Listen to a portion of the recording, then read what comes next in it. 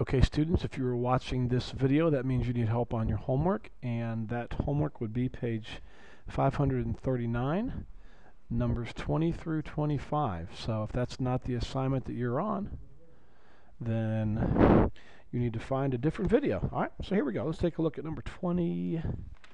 I'm just going to quickly draw the triangles here. Okay, 20, 21, and 22. 20 through 22 say find the length of the hypotenuse.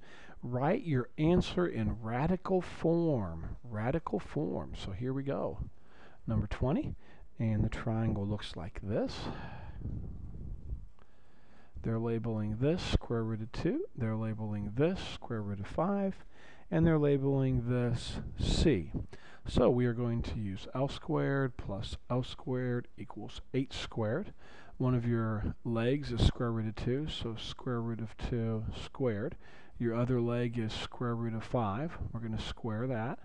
And then equals c squared. Now remember, we always know what the hypotenuse is. Here's your right angle. It's always the side the hypotenuse, or it's always the side the right angle is pointing to. Okay? So with that in mind, whenever you square a square root, you get the number on the inside. So the square root of 2 squared is 2, and the square root of 5 squared is 5. All of that equals c squared. 5 plus 2 is 7 equals c squared. Take the square root of both sides. Square root of 7 equals c. And that is your answer. Now, they want your answer written in radical form, so if you'll read the directions, it says that. So do not type that into your calculator. Instead, you simplify it. Well, you cannot simplify the square root of 7. There's no perfect square that divides into that evenly. So that's as far as you can go. Moving on to number 21. Number 21. All right, we're looking for the hypotenuse, and it looks like we're going to go like this, and this, and this. Here's your right angle. Remember, the right angle always points to the hypotenuse, so there's the hypotenuse. And we have a 6 here, and a square root of 13 here, and a c. So we are going to find the hypotenuse using Pythagoras theorem, which is L squared plus L squared equals h squared. One leg is 6, so 6 squared. The other leg is square root of 13, and we square that, and then your hypotenuse is c, so c squared. Well, when you square 6, you get 36. When you square the square root of 13, you get just 13. And when you add those together, you get 49 equals c squared. Well, we take the square root of both sides. So we have the square root of 49 is the square root of 49, and the square root of c squared is just c.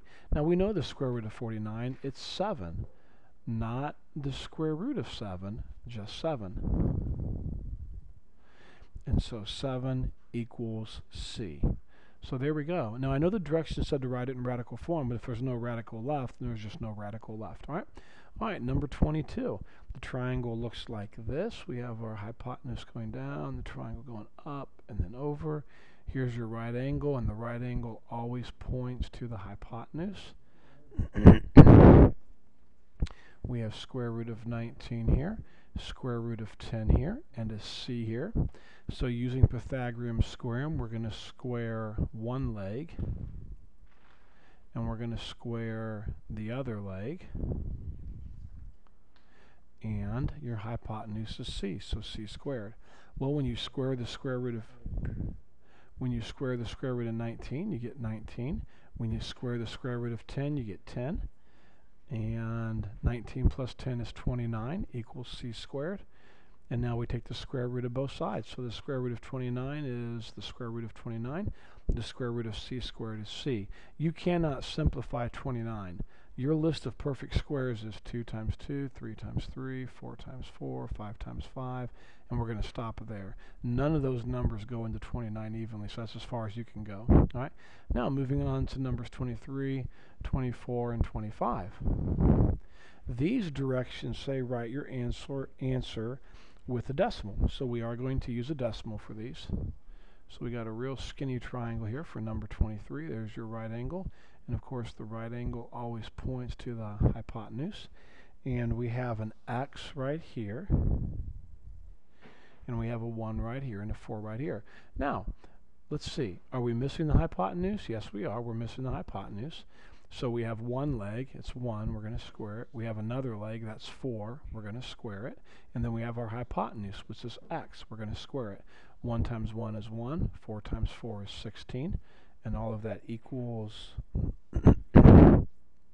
x squared. And then 1 plus 16 is 17, which equals x squared. And now we take the square root of both sides. The square root of 17 is square root of 17. The square root of x squared is x. Now we would normally leave that alone, but the directions said to write your answer as a decimal. So we're going to have to take the square root of 17 and type it into our calculator. So when you type in the square root of 17 into your calculator, you'll get out 4.1. The directions said to round it to the nearest tenth. That's 1 decimal place. So there we go, 4.1. Only 2 left, guys. This was a pretty simple homework assignment. It really was. All right, number 24 looks like this. Down, over, and up. Here's your right angle. The right angle always points to the hypotenuse. So there's your hypotenuse. We have square root of 11 here, we have an x down here, and we have a 6 for the hypotenuse. Now obviously we're not missing the hypotenuse. They give us the length of 6, but we are missing one of our legs. So for one of our legs, I'm going to put square root of 11, of course it's squared, plus, then my other leg is x, of course it's squared, and then my hypotenuse is 6, and it's squared. All right, when you square a square root, the square root of 11 squared is just 11. And of course x squared is still just x squared. And then 6 times 6 is 36. Now we're going to subtract 11 from both sides to get the x squared by itself. These will cancel, and we're left with x squared equals 25. All right, and now take the square root of both sides. The square root of x squared is x, and the square root of 25 is simply 5. There we go. So that was pretty simple. Please don't put square root of 5, okay? The square root of 25 is just 5. Just 5. Okay, one more problem, and we are done with this pretty simple homework assignment. And I hope it's been a little bit of a help to you. Here's our right angle. The right angle always points to the hypotenuse, so there we go. And the hypotenuse has a length of square root of 13.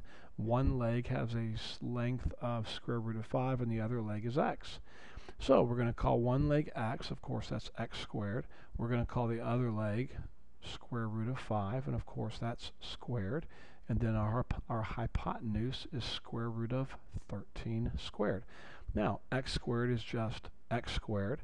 The square root of 5 squared is just 5. The square root of 13 squared is just 13. Now we're going to subtract 5 from both sides to get x squared by itself. Those cancel. And we're left with x squared equals 8. All right? And now we take the square root of both sides, the square root of x squared and the square root of 8. The square root of x squared is x. And the square root of 8, well, we really don't know. And you're welcome to, just simplify it. But the directions said we had to type into a calculator. The directions said they wanted the decimal equivalency to 1 decimal place. So the exact answer should be 2.8, all right, rounded to 1 decimal place like the directions said. So that is it. That is probably one of the shortest homework videos we've ever had. Hopefully you're learning how to do this very, very well.